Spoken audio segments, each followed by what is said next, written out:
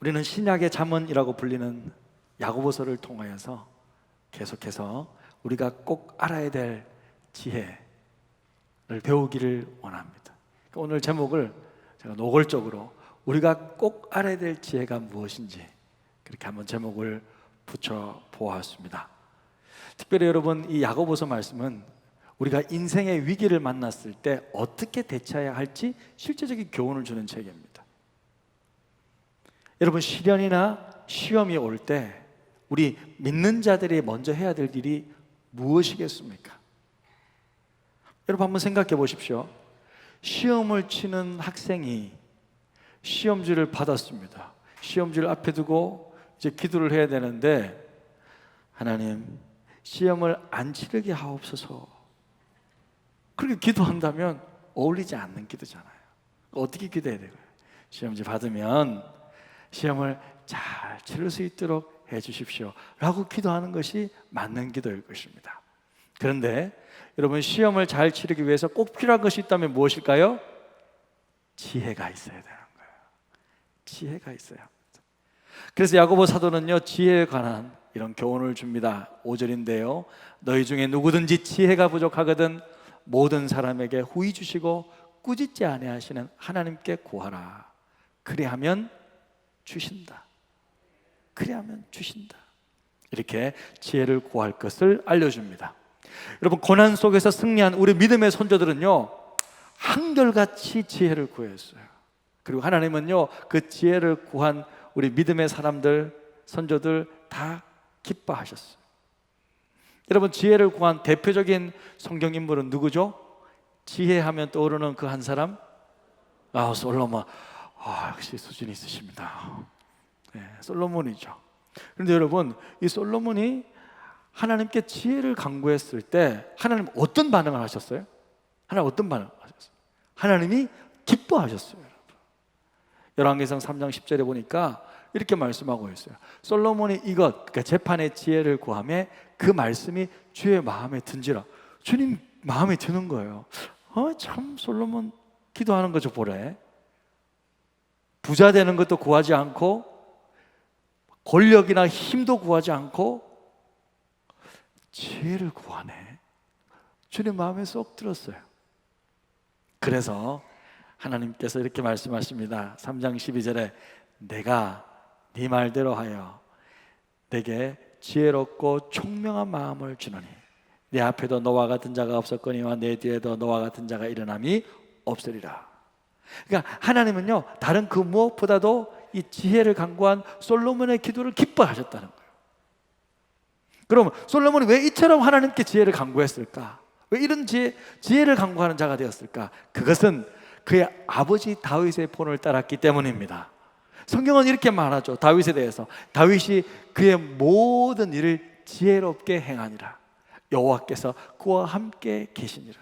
그러니까 다윗은요, 늘 하나님께 묻는 습관이 있잖아요. 여러분 아시죠? 사무엘 상하를 보면 다음에 언젠가 제가 한번 강의를 할 기회가 올 텐데요, 제가 다윗 설교만 하면 막 힘이 나는데, 이 사무엘 상하를 보면요, 다윗은요 전쟁 중에 특별히 기도하는 거 보면요 기가 막힙니다.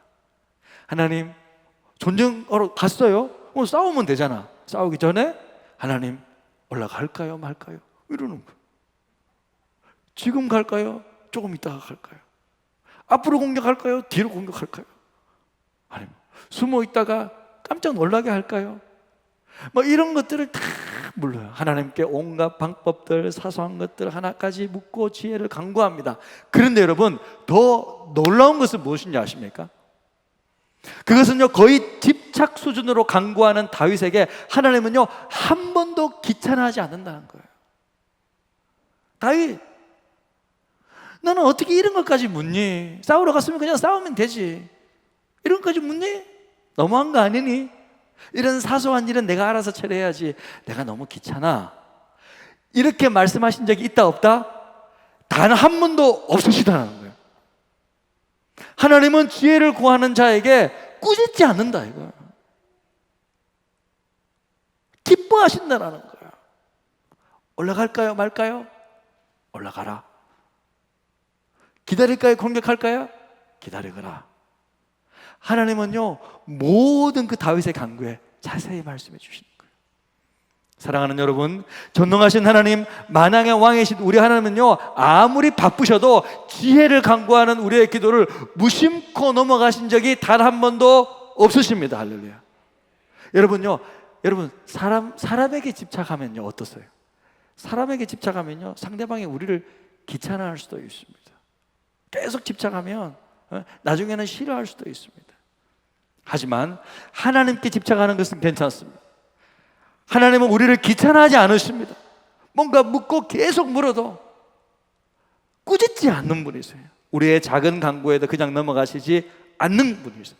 그래서 여러분, 우리가 야고보를 통해서 첫 번째로 알아야 할 지혜가 있다면 바로 이것인데, 그것은 지혜를 구할 때, 기도할 때 하나님은 기뻐하시고 반드시 주신다는 믿음이 있어야 되는 거예요. 이 지혜가 먼저 있어야 돼요, 여러분. 그래서 5절에서 7절 말씀 너무 중요하니까 이제 정리하는 심정으로 같이 한번 읽어볼까요? 시작. 누구든지 지혜가 부족하거든 모든 사람에게 의주시고 꾸짖지 아니하시 하나님께 구하라. 그리하면 주시리라. 오직 믿음으로 구하고 조금도 의심하지 말라. 의심하는 자는 마치 바람에 밀려 요동하는 바다 물결 같으니 이런 사람은 무엇이든지 주께 얻기를 생각하지 말라. 사랑하는 성도 여러분, 여러분 그거 아십니까? 우리가 기도하는 모든 기도의 소리 하나님이 다 들으실까요? 부분적으로만 들으실까요?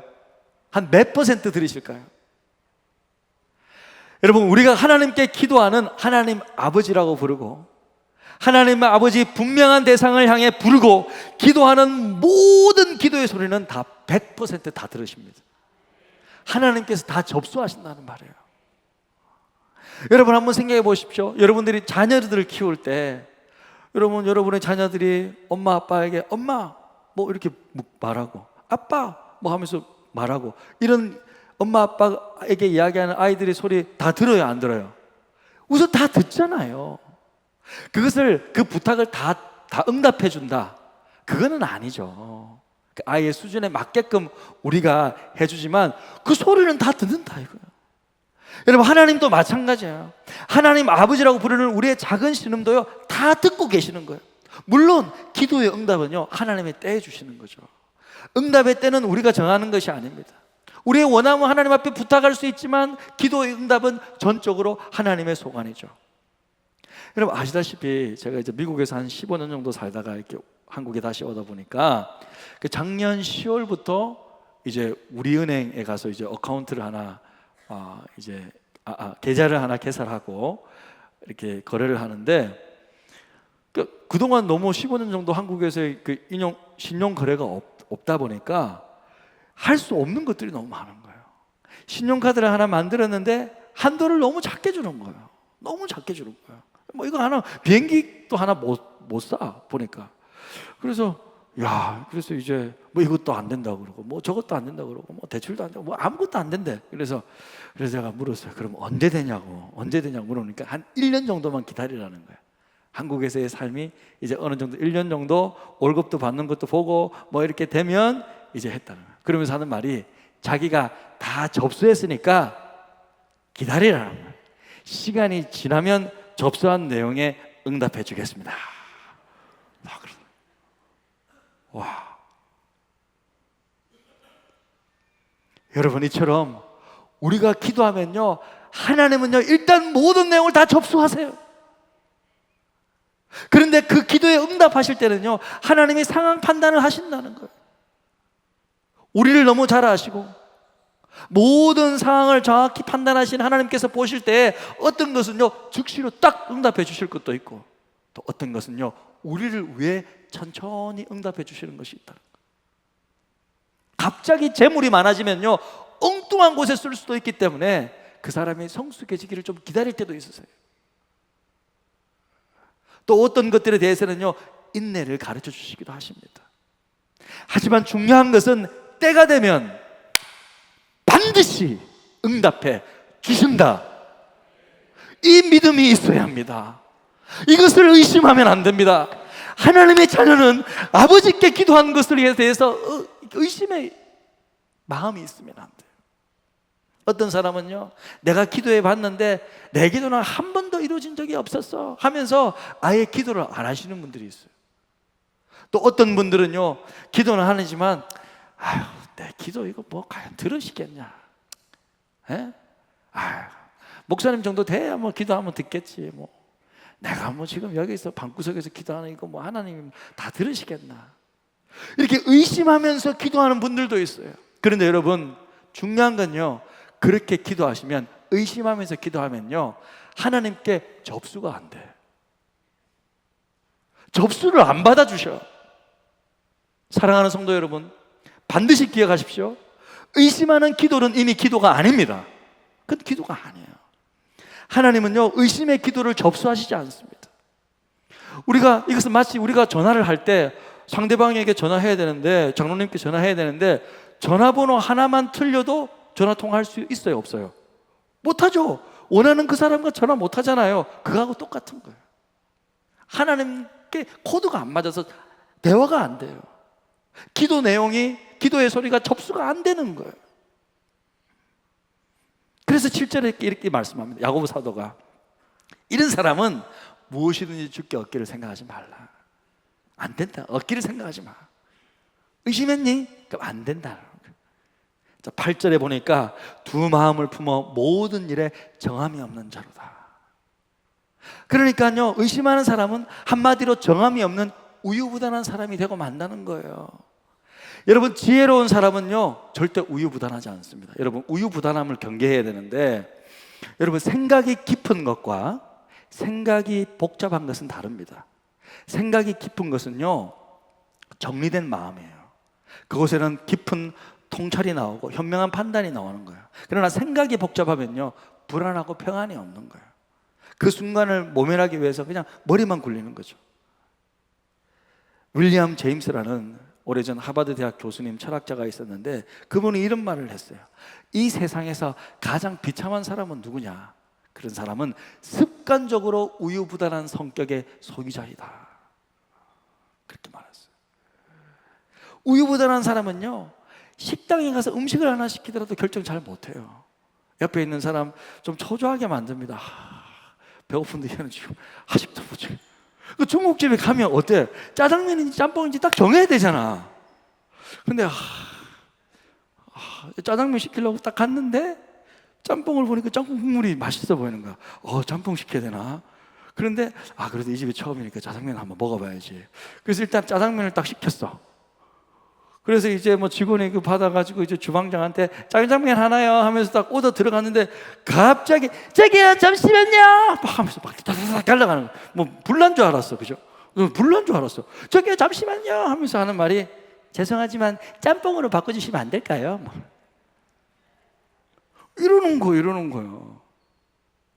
피곤하죠. 그러니까 딱 정하고 가야 되는 거예요. 저랑 같이 식사하러 갔는데 그러시면 곤란합니다. 저는 딱 정해져 있어요. 짬뽕, 탕수육. 예.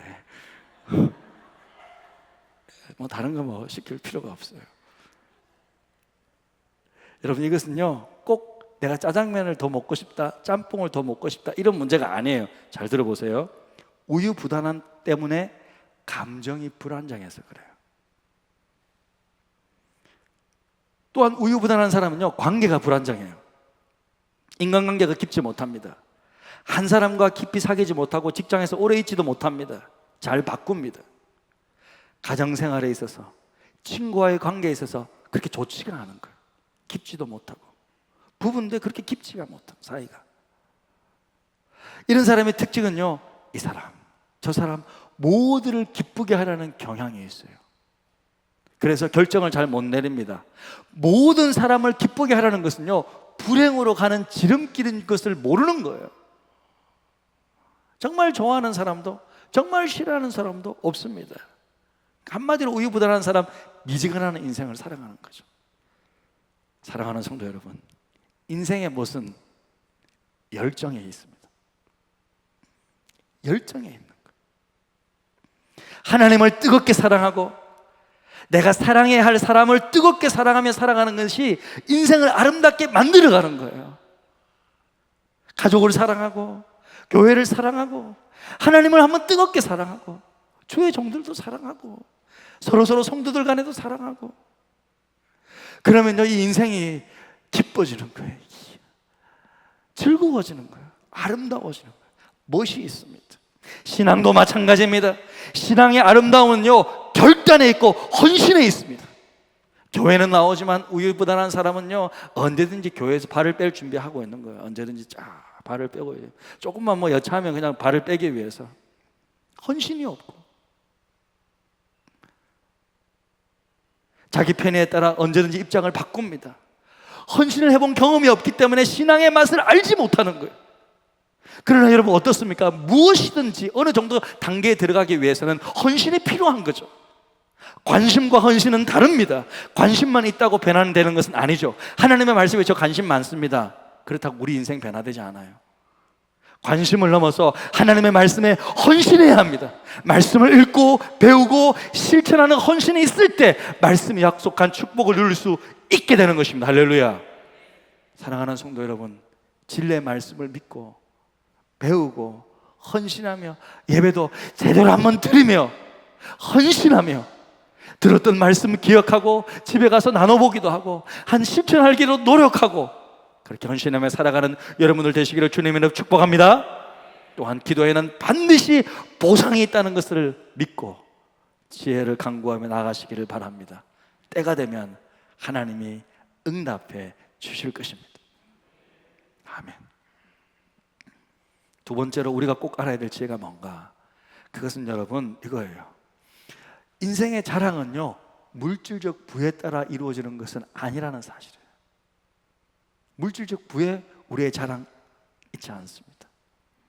오늘 말씀에 보니까 이렇게 말씀하고 있습니다. 9절 10절 낮은 형제는 자기의 높음을 자랑하고 부한 자는 자기의 낮아짐을 자랑할지니 이는 그가 풀의 꽃과 같이 지나감이라. 이 말씀은 교회 내에 있는 사회 경제적인 형편, 그런 지위를 말해주는 거죠. 예.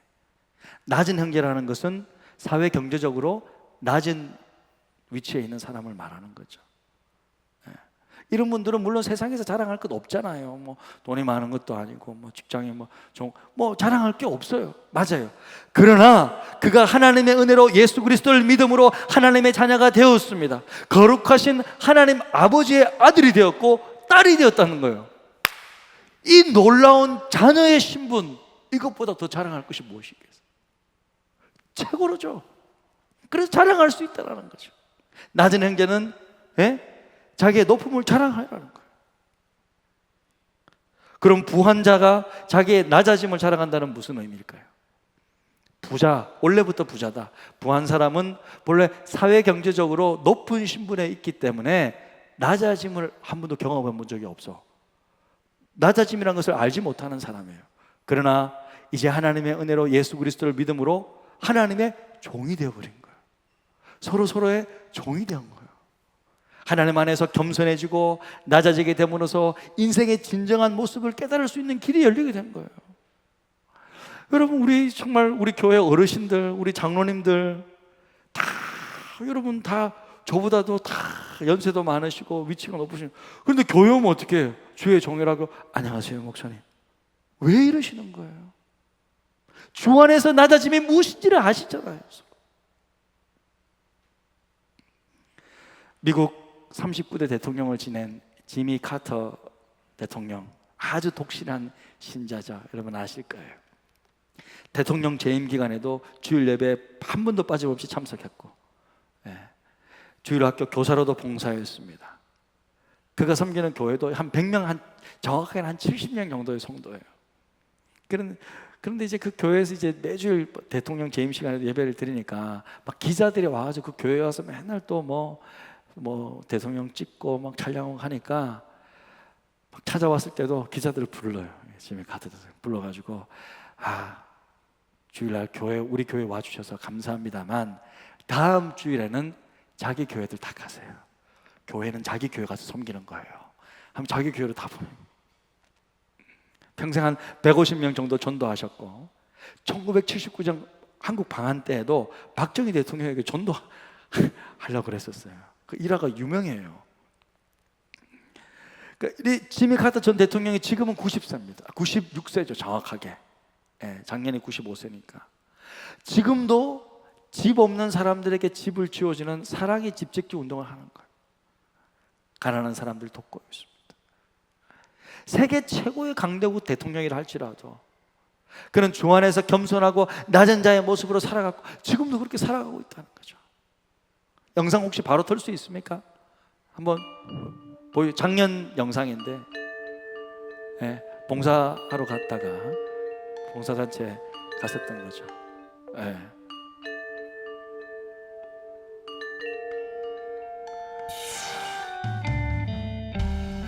작년 이제 95세라는 거죠.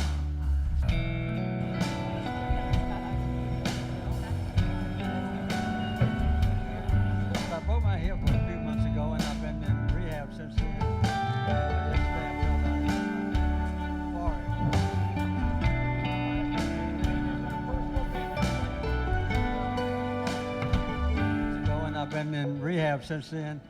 And yesterday I fell down and hurt my forehead, and got a black eye. But I'm doing well. I feel good enough to build houses.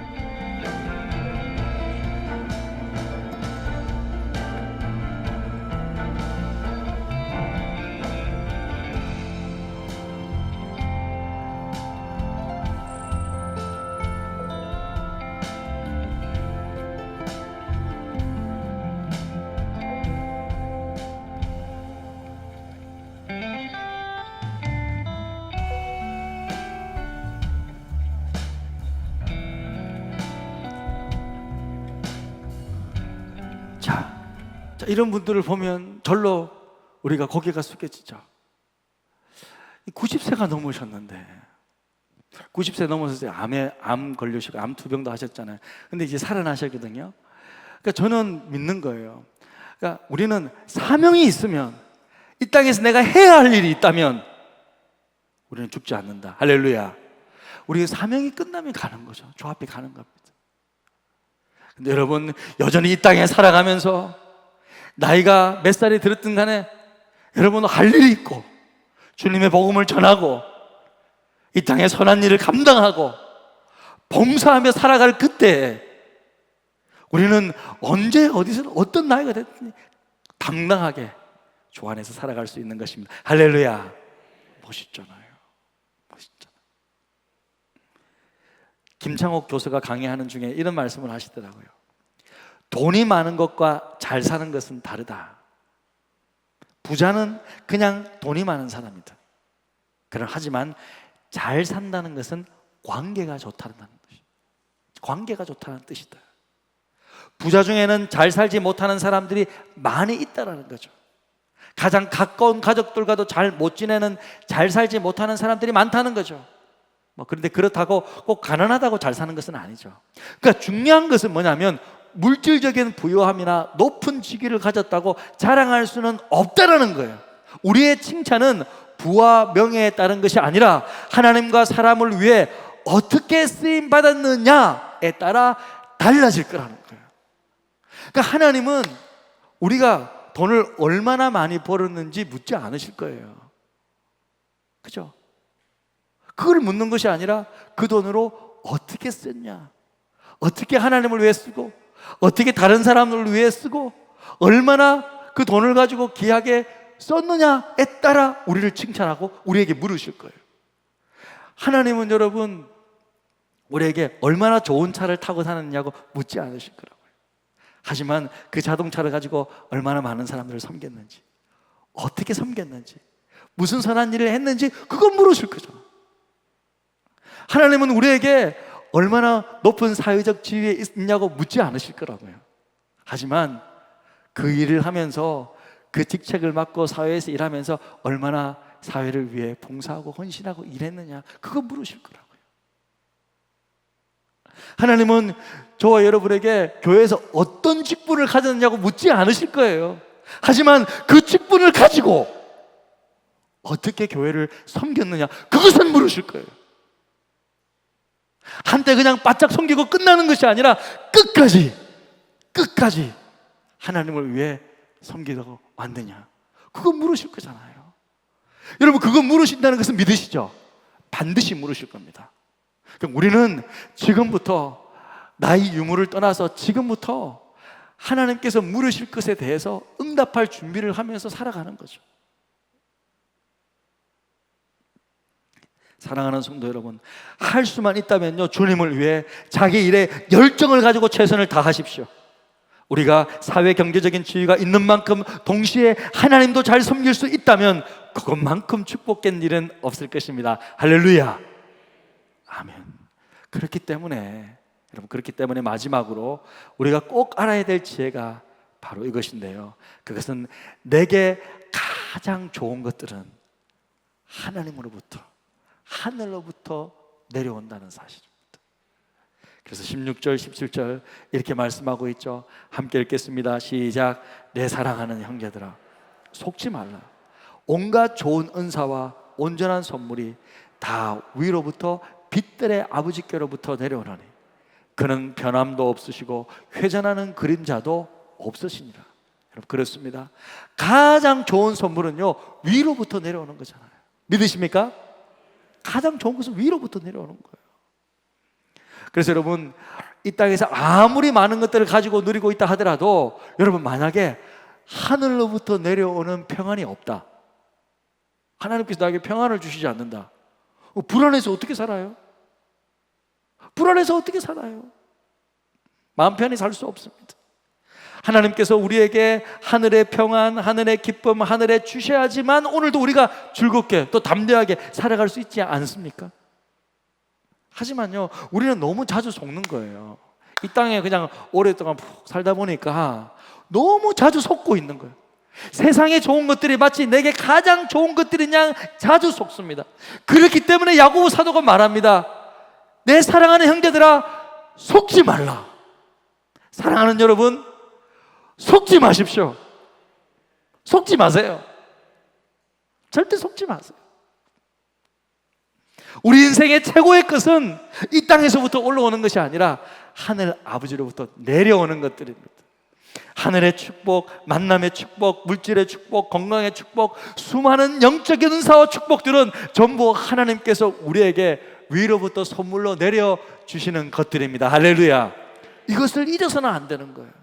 그래서 여러분, 중요한 것은요, 속도보다는 내 인생을 열심히 살아간다, 그 속도보다는 방향이 중요하다. 제가 항상 말씀드리잖아요. 따라해 봅시다. 속도보다는 방향이다. 그러니까 우리 인생의 방향이 하늘을 향해서 딱 있어야 되는데 우리 인생의 방향이 땅을 향해 있다가는 계속 속도로 가면 갈수록 절망으로 가득 찰 거예요. 마지막은 절망뿐이에요. 죽음 외에 아무런 소망도 없기 때문에 절망밖에 해요. 하지만 우리의 방향이 하늘로 향해 있다면 마지막 순간에도 하늘의 영광으로 가득 차게 될 것입니다. 할렐루야. 그래요. 사랑하는 성도 여러분, 이제 말씀을 마치겠습니다. 오늘 우리는 말씀을 통해서 우리가 반드시 알아야 할 지혜가 무엇인지 세 가지 살펴보았죠. 자, 여러분, 정리하면서 화면 보시겠습니다. 우리가 알아야 될 세 가지 뭐였어요? 첫 번째는 우리가 의심하지 않고 믿음으로 지혜를 구할 때 하나님은 기뻐하시고 반드시 주신다. 하나님은 우리의 모든 기도의 소리를 어떻게 하신다? 다 접수하신다. 응답은 하나님의 때에 하나님께서 가장 좋은 판단할 때 하시지만 반드시 접수하신다. 그래서 여러분들이 기도 제목 딱 주시는 거 있잖아요. 저한테 주시면요, 저는 우선은 접수시켜요. 우리 교구장님들이 목사님 뭐 어디 아프고 저기 아프고 뭐 저기 이렇게 말씀해 주시면요, 일단은 그 즉시로 접수시킨다고요. 하나님, 우리 장로님이 발목이 아프시고 하나님, 우리 일단 접수시켜서 하나님 고쳐달라고 접수부터 시키는 거죠. 은행 가니까 뭐부터 해야 돼요? 번호표부터 뽑아야 되더라고요. 접수부터 해야 되잖아요. 그래서 저도 여러분 기도 제목 들으면 일단 하나님 앞에 믿음으로 아뢰입니다. 여러분, 접수를 시키는 하나님은 기뻐하셔. 목사가 성도를 위해서 기도하는 거 하나님 기뻐하셔. 여러분들이 정말 서로를 위해서 기도하는 거 기뻐하셔. 여러분, 기도하고 의심하지 않고 지혜를 구할 때 여러분 반드시 다 기도하시길 바랍니다. 두 번째는 뭐죠? 때가 되면 응답하시. 두 번째는 인생의 자랑 물질적인 부에 따라 이루어지는 게 아니다. 우리의 자랑은 어떻습니까? 우리의 자랑 얼마만큼 하나님을 위해 쓰임 받았느냐, 다른 사람을 섬겼느냐에 따라 달라질 것입니다.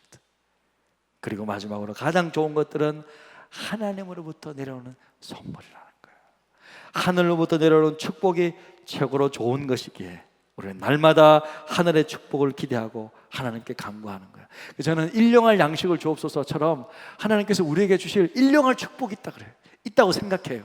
그래서 여러분 날마다 기도하면서 하나님 귀찮아 안 하시니까, 꾸짖지 안 하시니까 날마다 매일마다 기도하는 거죠. 오늘도 나에게 지혜를 주시고 축복해 주시고 만남의 복을 주시고 은혜의 복을 내려주십시오. 일용할 축복을 다 하늘로부터 받아 누리시는 여러분들 되시기를 주님의 이름으로 축복합니다. 오늘 말씀을 통하여 꼭 알아야 될 이 지혜를 붙잡고 담대하게 살아가시기를 주님의 이름으로 축복합니다. 이제 우리의 눈이 하늘을 좀 바라보았으면 좋겠습니다. 우리의 시선이 하늘을 바라봤으면 좋겠습니다. 찬양할 때 이 찬양의 가사가 우리의 기도 제목이 되어서 우리의 삶과 우리 이 땅 가운데 아름다운 역사가 일어나기를 바랍니다. 우리 함께 찬양합시다. 내게로부터 눈을 들어 주를 보기 시작할 때 주의 일을 보겠네. 내 작은 마음 돌이키사 하늘에 꿈꾸게 하네. 주님을 볼 때 내게로부터 눈을 들어 주를 보기 시작할 때 주의 일을 보겠네. 내 작은 마음 돌이키사 하늘에 꿈꾸게 하네. 주님을 볼 때 그렇습니다.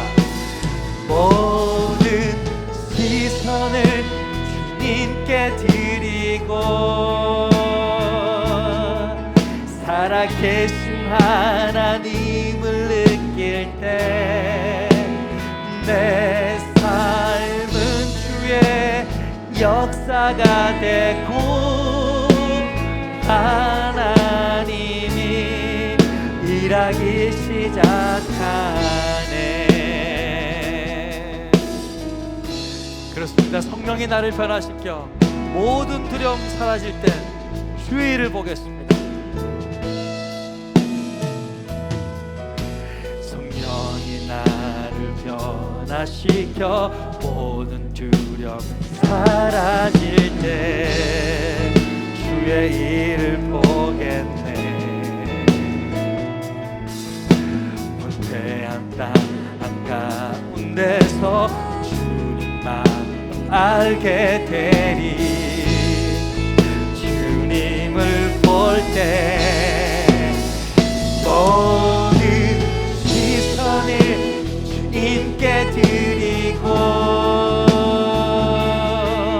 전능하신 하나님을 느낄 때 세상은 주의 나라가 되고 하나님이 일하기 시작하네. 모든 시선을 주님께 드리고 살아계신 하나님을 느낄 때 내 삶은 주의 역사가 됐고 하나님이 일하기. 그렇습니다. 모든 시선을 주님께 드리고 모든 시선을 주님께 드리고 전능하신 하나님을 느낄 때 세상은 주의 나라가